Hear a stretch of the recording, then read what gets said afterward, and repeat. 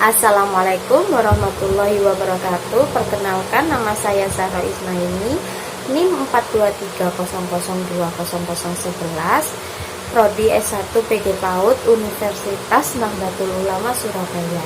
Di sini saya akan memaparkan materi mengenai hakikat pengembangan bahasa anak usia dini yang diampu oleh Ibu Andini Hardiningrum SPD NPD.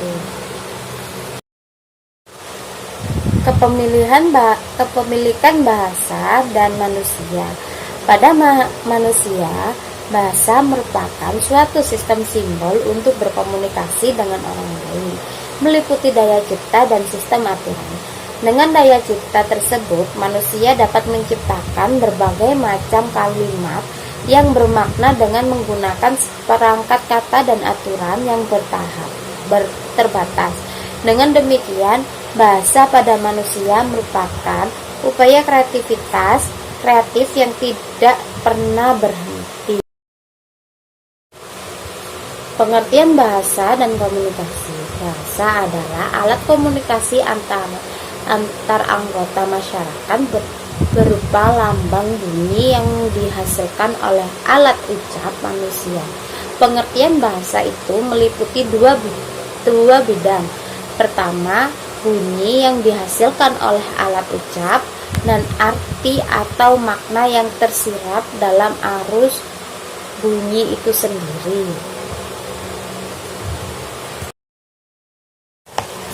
Menurut David dan Henley 2006, Normanzah 2017 menjelaskan bahwa bahasa merupakan pesan yang disampaikan dalam bentuk ekspresi sebagai alat komunikasi pada situasi tertentu dalam berbagai aktivitas. Karakteristik bentuk dan fungsi bahasa.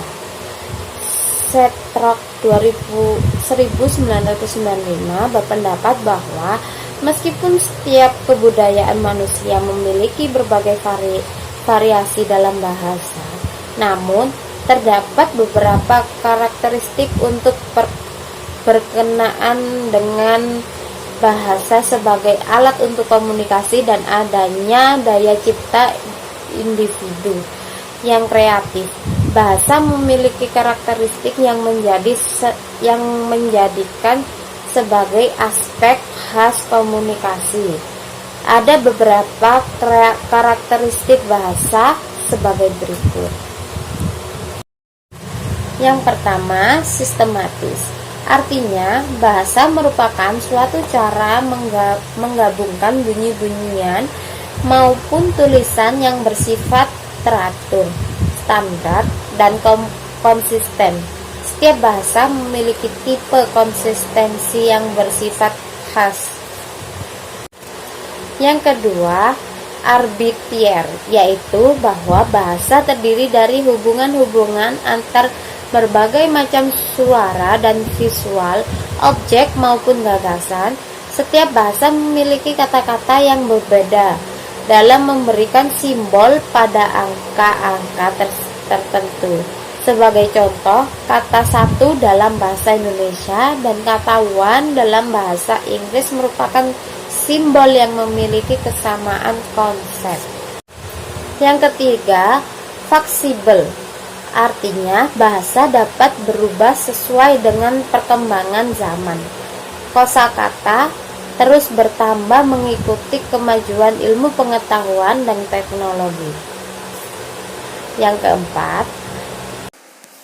keempat, beragam artinya dalam hal pengucapan. Bahasa memiliki berbagai variasi dialek atau cara perbedaan dialek terjadi dalam pengucapan, kosakata, dan sintaks.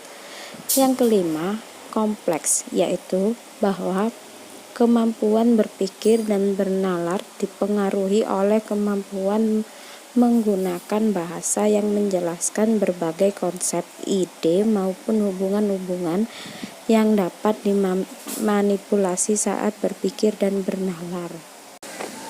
Bahasa mungkin bukan merupakan prasyarat dalam kemampuan berpikir yang luas. Namun demikian, bahasa membentuk kemampuan berpikir karena keduanya berkembang bersama. Sebagai contoh, anak usia kurang dari 2 tahun yang belum memiliki kemampuan bahasa yang baik, anak tersebut sudah memiliki kemampuan bernalar. Bahasa diperoleh dan dipelajari secara alamiah bagi anak-anak untuk memenuhi kebutuhan dalam lingkungan. Bahasa mampu mengubah dan mengontrol perilaku tidak hanya pada anak, tetapi tingkah laku yang lain.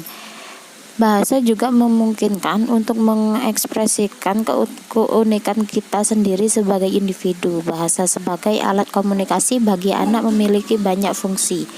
Di bawah ini akan membahas tentang fungsi bahasa bagi anak usia dini, memadukan pendapat Bromley 1992 dan Halliday 1993.